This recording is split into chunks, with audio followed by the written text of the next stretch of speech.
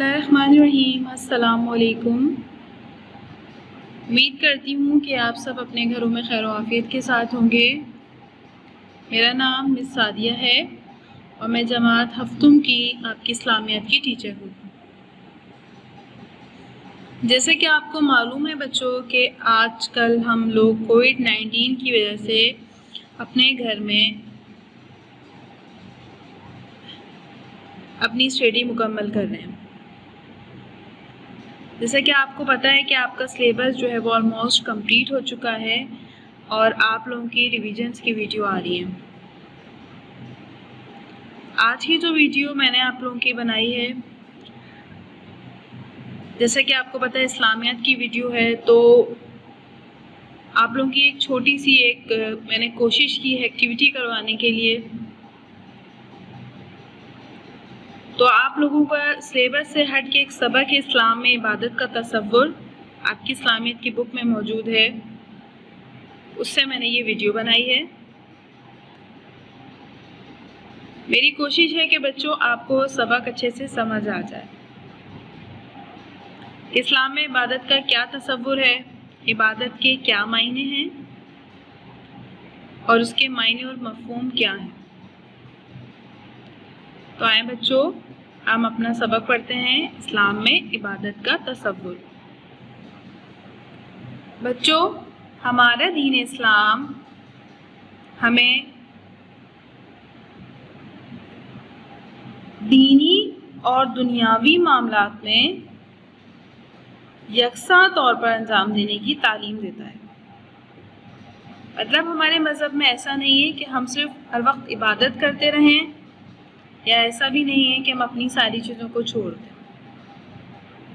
हमारा इस्लाम हमें मियाना रवि की तरगीब देता है,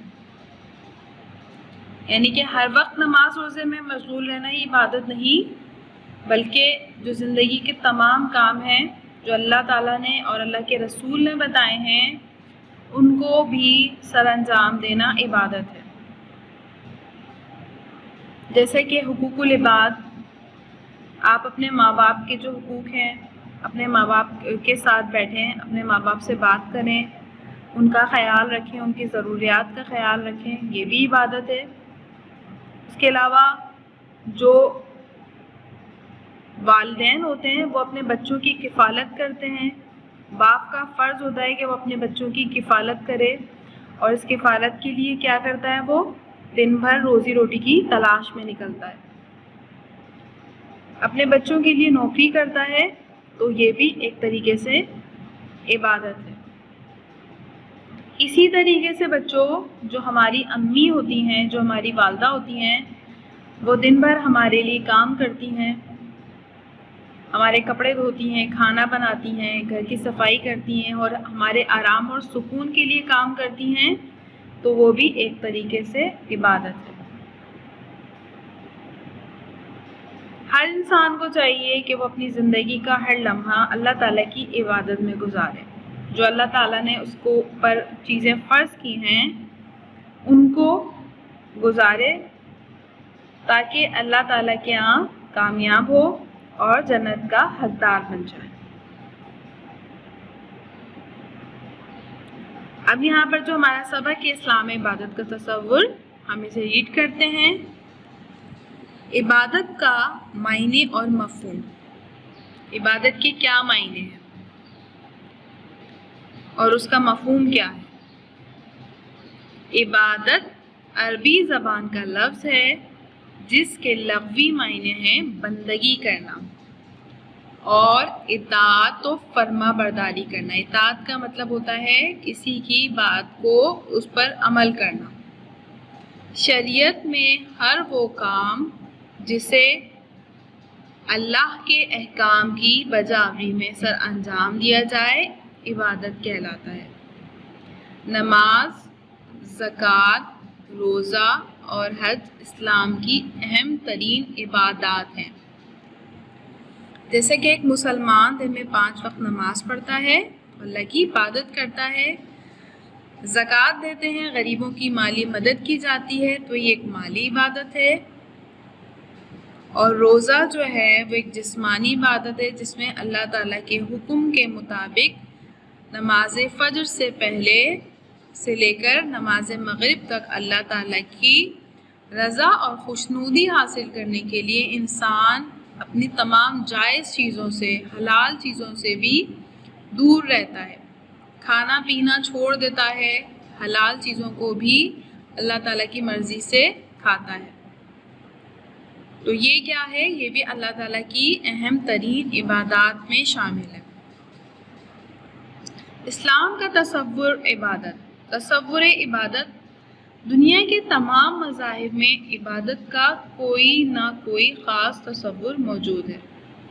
مطلب آپ نے دیکھا ہوگا کہ جو ہندو ہوتے ہیں وہ کس طریقے سے مندروں میں جا کر بتوں کے سامنے پوجا کرتے ہیں، اسی طرح جو عیسائی ہوتے ہیں وہ گرجا گھروں میں جا کر عبادت کرتے ہیں۔ تو دنیا کے ہر مذہب میں عبادت ہوتی ہے، دنیا کے تمام مذاہب میں عبادت کا کوئی نہ کوئی خاص تصور موجود ہے۔ مثلاً عیسائیت میں صرف اتوار کے دن گرجے میں جا کر عبادت کرنا ہی کافی سمجھا جاتا ہے۔ اسی طرح ہندوؤں میں بھی خاص تہواروں کے موقع پر مندروں میں جا کر عبادت کی رسمیں ادا کرتے ہیں۔ لیکن اسلام کا تصور عبادت سب سے مختلف اور جامع ہے۔ دین اسلام میں انسان کی زندگی کا مقصد ہی صرف عبادت بتایا گیا ہے۔ قرآن مجید میں اللہ تعالیٰ کا ارشاد ہے وَمَا خَلَقْتُ الْجِنَّ وَالْإِنسَ إِلَّا لِيَعْبُدُونِ، اور میں نے جنوں اور انسانوں کو صرف اپنی عبادت کے لیے پیدا کیا۔ آپ کو پتہ ہے بچوں، صرف انسان ہی اللہ کی عبادت نہیں کرتے، جنات بھی اللہ پاک کی عبادت کرتے ہیں۔ اسی طرح ہر جاندار لیونگ تھنگز جو ہوتے ہیں وہ اللہ کی تسبیح بیان کرتے ہیں، جس کے اندر درخت، پودے، جانور، آپ نے دیکھا ہوگا اکثر صبح چڑیاں کس طرح چہچہا رہی ہوتی ہیں بچوں، تو وہ بھی اللہ کی حمد و ثنا بیان کر رہی ہوتی ہیں۔ یعنی انسان کا سب سے اہم فرض اللہ تعالیٰ کی عبادت کرنا ہے۔ چنانچہ اس فرض کو ادا کرنے کے لیے عبادت کے اسلامی تصور کا جاننا انتہائی ضروری ہے۔ عام طور پر چند مخصوص اعمال، نماز، زکوٰۃ، روزہ اور حج کی ادائیگی ہی کو عبادت سمجھا جاتا ہے، لیکن یہ عبادت کا محدود تصور ہے۔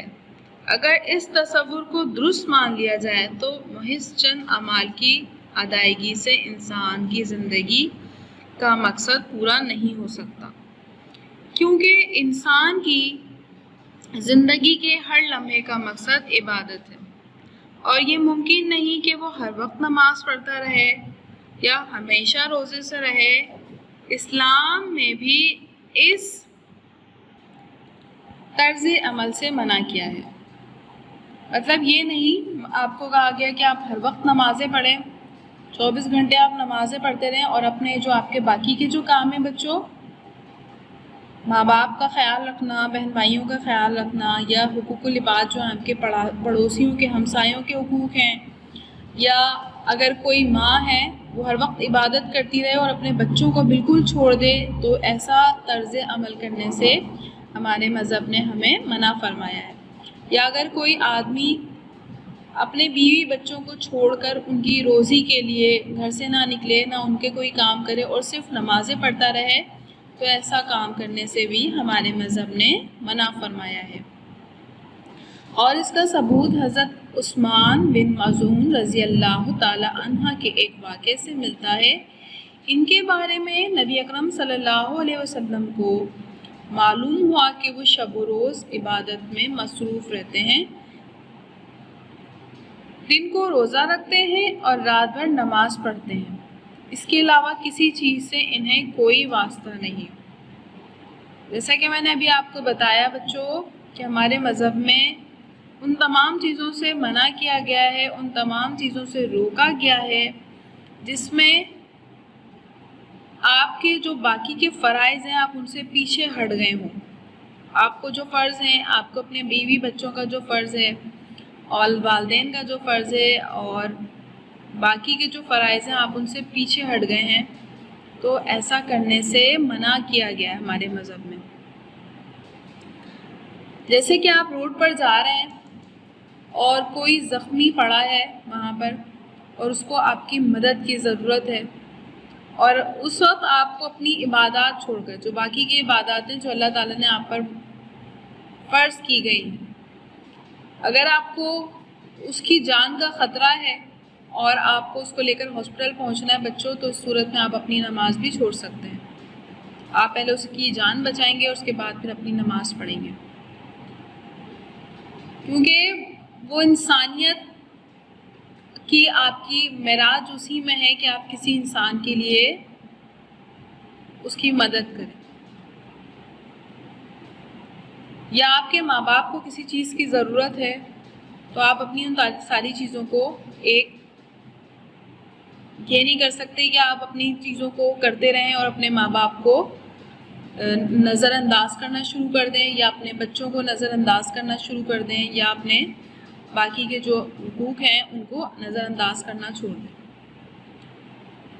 تو آپ صلی اللہ علیہ وسلم نے کیا کیا کہ انہیں بلا کر پوچھا کہ اے عثمان، کیا تم میرے طریقے سے ہٹ گئے ہو؟ آپ نے عرض کی،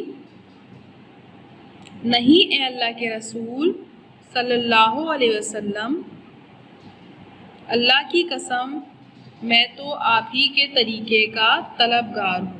مطلب جب رسول اکرم صلی اللہ علیہ وسلم نے انہیں حضرت عثمان کے بارے میں معلوم ہوا، ایک صحابی تھے حضرت عثمان بن مظعون، تب انہیں ان کے بارے میں معلوم ہوا کہ وہ صرف عبادات کرتے ہیں، صبح نماز پڑھتے ہیں، صبح دوپہر شام صرف عبادت کرتے ہیں، روزہ رکھتے ہیں، ساری رات نماز پڑھتے ہیں، اور انہیں دنیا سے کوئی بھی واسطہ نہیں ہے، مطلب وہ دنیا کی کسی چیز کو نہیں دیکھتے۔ تو آپ رسول اللہ صلی اللہ علیہ وسلم نے انہیں بلایا اور ان سے بلا کر پوچھا کہ آپ کیا میرے طریقے سے ہٹ گئے، جو طریقہ کار میں نے آپ کو بتایا ہے؟ کیونکہ آپ کو بتایا بچوں، آپ صلی اللہ علیہ وسلم کی ازواج تھیں، آپ صلی اللہ علیہ وسلم اپنی ازواج کا بہت خیال رکھا کرتے تھے، غریبوں کا خیال رکھا کرتے تھے، مہمانوں کی ضیافت کیا کرتے تھے، معذوروں کا بوجھ اٹھایا کرتے تھے، مسافروں کا خیال رکھا کرتے تھے۔ تو آپ صلی اللہ علیہ وسلم نے انہیں بلا کر پوچھا کہ آپ کیا میرے طریقے سے ہٹ گئے ہو؟ تو انہوں نے کہا کہ اللہ کے رسول، اللہ کی قسم میں تو آپ کے طریقے کا طلبگار ہوں، مطلب مجھے تو صرف وہی طریقہ اپنا رہا ہوں میں، اور وہی طریقہ اپنانا چاہتا ہوں جو آپ اپناتے ہیں۔ تو آپ صلی اللہ علیہ وسلم نے فرمایا کہ میرا طریقہ یہ ہے کہ میں رات کو سوتا بھی ہوں اور نماز بھی پڑھتا ہوں۔ مطلب اللہ کے رسول پوری رات جاگ کر کبھی نماز بھی پڑھا کرتے تھے اور کبھی رات میں سو بھی جایا کرتے تھے، آرام بھی کیا کرتے تھے۔ کبھی روزہ، نفلی روزہ جو ہوتا تھا وہ بھی رکھتے تھے اور کبھی چھوڑ بھی دیا کرتے تھے۔ میں نکاح بھی کرتا ہوں، میں نکاح سے کرتا ہوں سے مراد یہ ہے کہ آپ کے جو ذمہ داری تھی وہ آپ کے ازواج بھی تھی، جو آپ کی بیویاں تھیں، آپ کی اولاد تھی، اہل بیت جو تھے، آپ ان کا خیال بھی رکھتے تھے، اپنی تمام ازواج کا خیال بھی رکھتے تھے۔ تو اسی لیے انہوں نے کہا کہ میں نکاح بھی کرتا ہوں، نماز بھی پڑھتا ہوں رات کو، کبھی سو بھی جاتا ہوں، کبھی نفلی روزہ بھی رکھتا ہوں اور کبھی چھوڑ بھی دیا کرتا ہوں، کیونکہ آپ صلی اللہ علیہ وسلم کی سنت پہ عمل کرنا بچوں ہمارا اولین درجہ ہے، ہمارا اولین فرض ہے کہ ہم آپ صلی اللہ علیہ وسلم کی سنت پر عمل کریں۔ آپ صلی اللہ علیہ وسلم کی اسوہ حسنہ سے ہمیں بے شمار ایسی چیزیں ملتی ہیں۔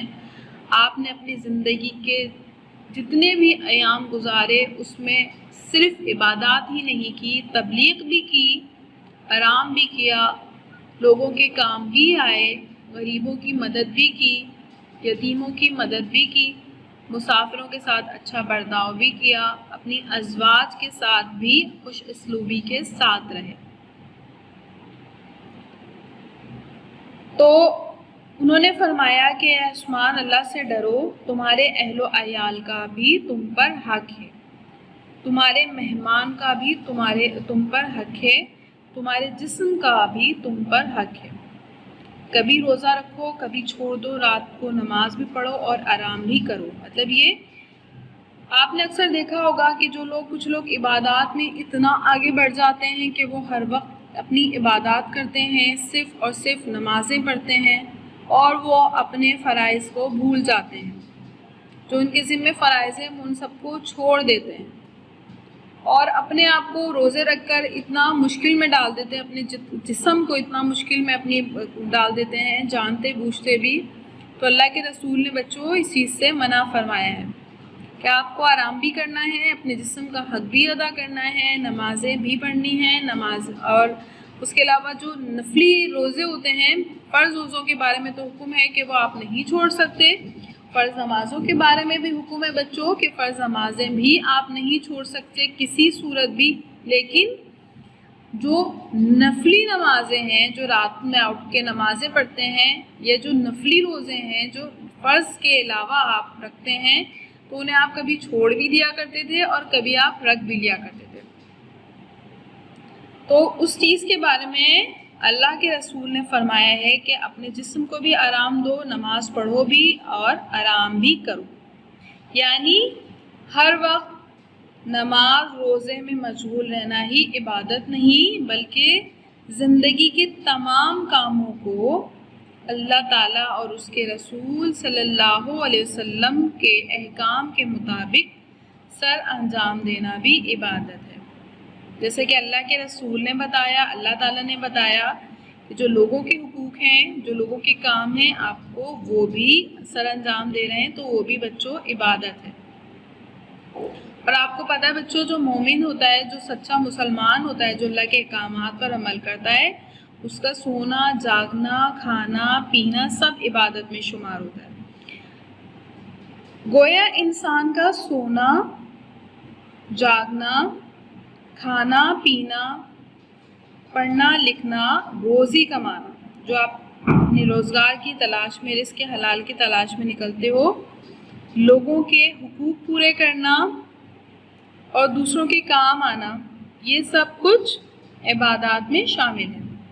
شرط ہے کہ اللہ یہ سب کام اللہ کی رضا کے لیے اور اس کے احکام کی بجاوری کرتے ہوئے سر انجام دیے جائیں۔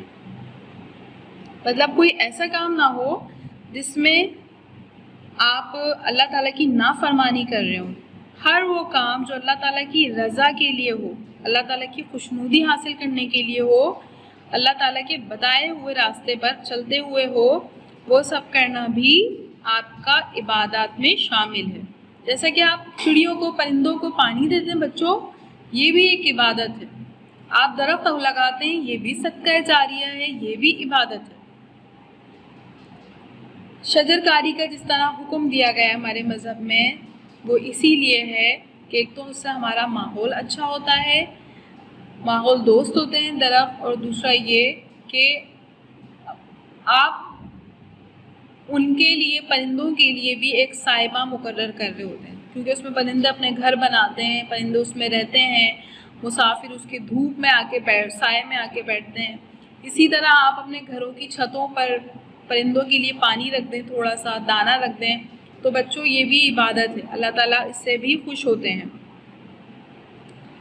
تو انسان کو چاہیے کہ وہ اپنی زندگی کا ہر لمحہ اللہ تعالیٰ کی عبادت میں گزارے، تاکہ اس کے نتیجے میں وہ اللہ تعالیٰ کے ہاں کامیاب قرار پائے اور جنت کا حقدار بن جائے، جیسا اللہ ہم سے چاہتا ہے۔ ہم سب کو چاہیے کہ ہم ایسے مسلمان بن جائیں۔ کیا آپ جانتے ہیں سب دنیاوی کام چھوڑ کر ہر وقت صرف عبادت کرتے رہنا رہبانیت کہلاتا ہے؟ عیسائیت میں سے بہت افضل سمجھا جاتا ہے، جو عیسائی مذہب ہوتا ہے بچوں، اسے بہت افضل سمجھا جاتا ہے کہ آپ نے سب کام چھوڑ دیے اور صرف عبادت کرنی، لیکن اسلام اس کی اجازت نہیں دیتا۔ نبی اکرم صلی اللہ علیہ وسلم نے فرمایا، لا رہبانیہ فی الاسلام، ترجمہ اسلام میں رہبانیت نہیں ہے۔ مجھے امید ہے بچوں کہ آپ کو یہ جو سبق ہے اسلام میں عبادت کا تصور، یہ اچھے سے سمجھ آ گیا ہوگا۔ اس کا مقصد کہ اللہ کی عبادت کرنا، جو فرض عبادات کے علاوہ جو عبادات ہیں وہ کرنا، اگر آپ صرف اور صرف وہی کرنا جائز نہیں ہے کہ آپ صرف وہی کرتے رہیں، اس کے علاوہ آپ کو اپنے جسم کا بھی خیال رکھنا چاہیے، اپنے حقوق العباد، اپنے ماں باپ بہن بھائیوں کا، اپنے پڑوسیوں کا، ہر چیز کا خیال رکھنا آپ پر فرض ہے۔ امید ہے بچوں آپ کو یہ سبق سمجھ آ گیا ہوگا۔ اس سبق کی اچھے سے ریڈنگ کیجیے گا، یہ آپ کے کتاب کے صفحہ نمبر 60 پہ موجود ہے۔ سب آپ اچھے سے اس کی ریڈنگ کیجیے گا، اور اگر اس کے بارے میں آپ کو کچھ مجھ سے پوچھنا ہو تو آپ مجھ سے پوچھ سکتے ہیں۔ اپنے ایگزام کا بہت اچھے سے تیاری کیجیے، اپنی لرننگ کیجیے، اپنی رائٹنگ کو امپروو کیجیے۔ یہ ٹائم آپ لوگوں کو اپنی رائٹنگ امپروو کرنے کا بہت اچھا ملا ہوا ہے۔ اپنی نالج کو بڑھائیے، اپنی بکس پڑھیے، قرآن پڑھیے، قرآن کو ترجمے کے ساتھ پڑھیے۔ ترجمہ پڑھیں گے تو آپ کو ہر چیز سمجھ آئے گی، دنیا کا ہر مسئلہ قرآن مجید میں موجود ہے۔ قرآن پڑھیے اور سیکھیے، اللہ کی عبادت کیجیے، اللہ تعالیٰ کو سمجھیے، اور اللہ تعالیٰ سے خوب دعائیں کیجیے کہ اللہ تعالیٰ ہمیں جو وبا ہم پر نازل ہوئی ہے، اللہ تعالیٰ ہم سب مسلمانوں کو، سب کو ان سب چیزوں سے محفوظ رکھیں۔ تمام عالم اسلام کے لیے دنیا کی دعا کیجیے بچوں، جو اس وقت فلسطین میں مسلمان پریشان ہیں بچوں، ان کے لیے دعا کیجیے کہ اللہ تعالیٰ ان تمام مسلمانوں کی مدد فرمائیں، کفار کے مقابلے میں مسلمانوں کو ہمیشہ اونچا رکھے۔ اپنا بہت سارا خیال رکھیے گا، دعاؤں میں یاد رکھیے گا۔ نیکسٹ ویڈیو میں انشاءاللہ آپ سے پھر ملاقات ہوگی، جب تک کے لیے اللہ حافظ۔